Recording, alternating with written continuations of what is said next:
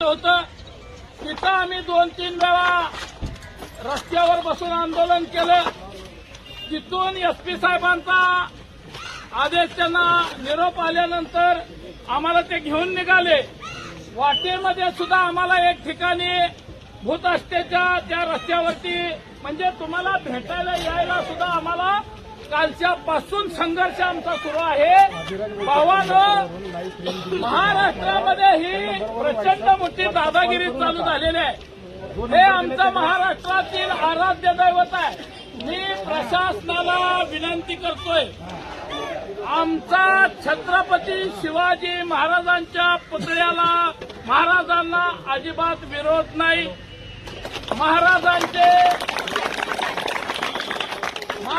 आम्ही मावळे आहोत. जेवढे महाराजांसोबत बहुजनांचे मावळे होते तेवढे आता पुळका घेणारे कोणीही नव्हते. हा इतिहास आहे. त्यामुळे आम्हाला महाराजांच्या विषयी किती प्रेम आहे, किती अस्मिता आहे हे संपूर्ण महाराष्ट्राला देशाला माहीत आहे. परवा आम्ही रायगडावरती गेलेलो होतो.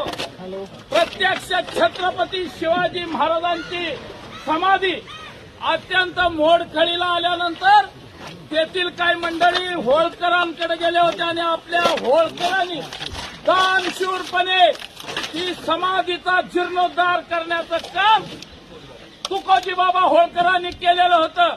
म्हणजे आम्ही छत्रपतींचे खरे मावळे, विचाराचे वारसदार आहोत. आणि या ठिकाणी हा आमचा अस्मिता असलेल्या या मंदिराच्या परिसरामध्ये प्रचंड मोठी भाविकांची, महाराष्ट्रातून येणाऱ्या भाविकांची गर्दी असते.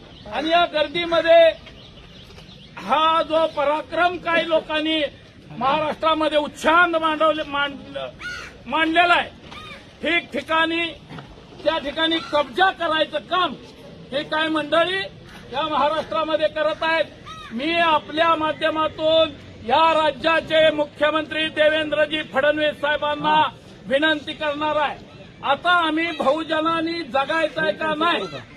चिखलांब्यामध्ये वंजारी समाजाला टार्गेट केलं गेलं. भूम परांड्यामध्ये आंबेडकरी जनतेला टार्गेट केलं गेलं. आणि आज आमच्या अस्मितेवर घाला घालण्यासाठी धनगरांना टार्गेट करायचं चालू आहे.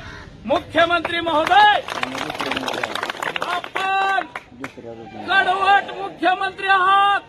आपण या राज्यामधील कायदा सुव्यवस्था व्यवस्थित सांभाळताय असं तुमचं मत आहे आणि जनतेचं मत आहे.